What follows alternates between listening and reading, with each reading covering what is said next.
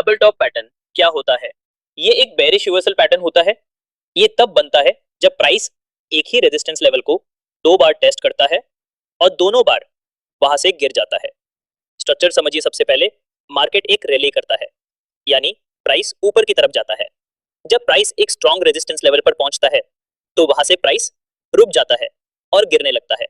ये होता है पहला टॉप, जहां बायर्स ने कोशिश तो की लेकिन सेलर्स ने प्राइस को ऊपर जाने नहीं दिया।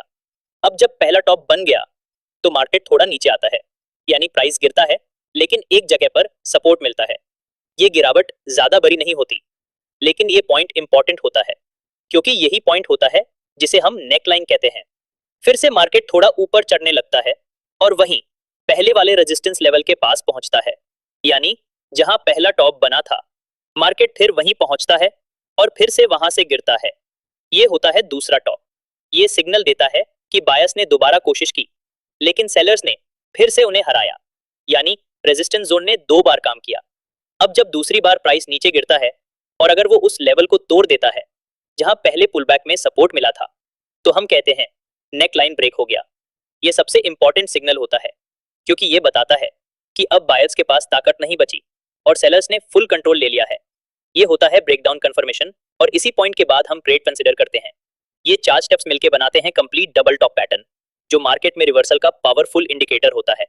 अगर आप इन 4 स्टेप्स को चार्ट पर क्लियरली देख पाते हो तो आप एक strong bearish trade setup identify कर सकते हो। चलिए एक एग्जांपल से समझते हैं। निफ्टी एक दिन 25,000 पे गया, वहां से गिर के आया 24,000 तक। नेक्स्ट डे फिर गया 25,000 तक, लेकिन फिर वापस गिरा और जब 24,000 का लेवल तोड़ दिया तो सिग्नल क्लियर था, बायर्स थक चुके हैं और सेलर्स ने कंट्रोल ले लिया है। इसके बाद मार्केट में तेजी से गिरावट आई। एंट्री कहां लेनी चाहिए? जब प्राइस नेकलाइन को ब्रेक करके नीचे क्लोज करे तब ही एंट्री लेनी चाहिए। स्टॉप लॉस हमेशा सेकंड टॉप के थोड़ा ऊपर लगाना चाहिए। अगर सेकंड टॉप 25,000 पर बना था तो स्टॉप लॉस आप 25,050 या 25,070 के आसपास रख सकते हो। इससे आप फेक ब्रेकआउट से बच जाओगे।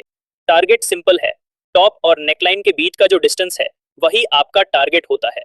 एग्जाम्पल, टॉप इक्वल टू 25,000 है, नेकलाइन 24,000 है, तो डिफरेंस हुआ 1,000 पॉइंट्स। तो ब्रेकडाउन के बाद target equal to 24,000 minus 1,000 equal to 23,000। ध्यान रखें, कई लोग बिना नेकलाइन ब्रेक के ही शॉर्ट कर लेते हैं, मतलब अर्ली एंट्री ले लेते हैं। लेकिन याद रखो, कंफर्मेशन के बिना ट्रेड लेना लॉस की इन्विटेशन है और अगर नेकलाइन के बाद वॉल्यूम ज्यादा हो तो सिग्नल और भी स्ट्रांग हो जाता है। ये पैटर्न सिर्फ तब काम करते हैं जब पहले से मार्केट में क्लियर ट्रेंड हो। डबल टॉप तभी स्ट्रांग होगा जब पहले अप ट्रेंड हो। ब्रेकआउट के टाइम पर वॉल्यूम हाई होना चाहिए। फेक ब्रेकआउट से बचने के लिए रिटेस्ट का वेट करो या कंफर्मेशन कैंडल का यूज करो। अगर आपको आज के वीडियो से कुछ नया सीखने को मिला हो तो एक लाइक जरूर करें और अगर आप नए हो चैनल पर तो सब्सक्राइब जरूर करें।